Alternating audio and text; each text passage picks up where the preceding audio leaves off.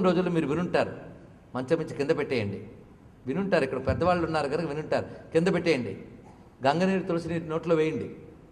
వాడి దగ్గర విష్ణు రామో కృష్ణ అనండి చెవిలో అనేవారు పూర్వం రోజుల్లో. ఇప్పుడు ఎక్కడా తిన్న హాస్పిటల్లో పడేస్తారు. వీళ్ళు బయట ఉంటారు, లోపల నుంచి వాళ్ళు న్యూస్ వచ్చి చచ్చాడండి అంటారు. వీళ్ళు తీసుకొచ్చి వీడు అటు నుంచి తగలెట్టేస్తాడు. ఇంతే, ఏమైనా వాడికి తరించడానికి అవకాశం ఉందా? అలాగని బతికించే ప్రయత్నం చేయరా అని మళ్ళీ తర్కం ఒకటి తీయచ్చు, నేను ఒప్పుకుంటా, అది కూడా ఉంది. వీడికి మాత్రం తరించే యోగం ఉండద్దా? అది కూడా తెలుసుకోవాలి. ఉంటే వాళ్ళకి బుద్ధులు పుడతాయి, ఇది కూడా ఉన్నది, మళ్ళీ వేరే విషయం. కానీ నాకు అలాంటి మరణం కావాలి అని బ్రతుకున్నంత కాలం అనుకుంటే తప్పకుండా అది ఏర్పాటు చేస్తాడు పరమాత్మ. కానీ మనం మరణం గురించి ఆలోచించడానికే భయపడతాం. అబ్బాయి ఇప్పటి నుంచి వద్దండి, ఇప్పటి నుంచి నువ్వు వద్దంటావు, కానీ వాడు మాత్రం టైం వచ్చినప్పుడు అవుతాడు.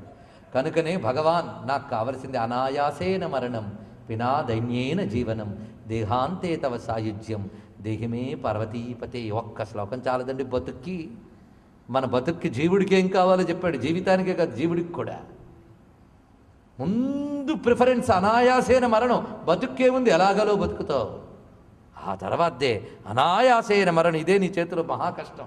వినా దైన్యేన జీవనం దేహాంతే తవ సాయుధ్యం దేహమే పార్వతీపదే. సింపుల్, 3 కోరికలు సింపులా, ఇవే మహా కష్టం తీరడం. కానీ ఆయన దయామేడంటే గట్టిగా అడిగితే తీరుస్తాడు, సందేహం లేదు, తీరుస్తాడు పరమాత్మ. అలా అనుకునే వాడికి సమకూర్చుతాడు. సమకూర్చమని అడగండి అంతే. అలాంటి వాడికి ఆయన ఎలా సమకూర్చుతాడు అదొకటి. అలాంటి సమకూర్చుకునే యోగం ఉన్నవాడు ఆ సమయంలో వచ్చే కొన్ని సజెషన్స్ తెలుసుకుని దానికి తగ్గ ప్రిపరేషన్ తీసుకోవాలి.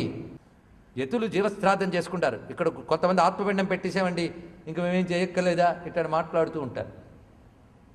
ఆత్మపిండం అనే మాటకు అంత శాస్త్ర ప్రమాణం లేదు, గుర్తుపెట్టుకోండి.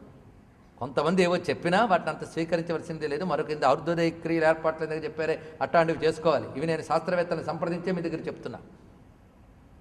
అట్లాంటి ప్రశస్త విషయాలు వేరు.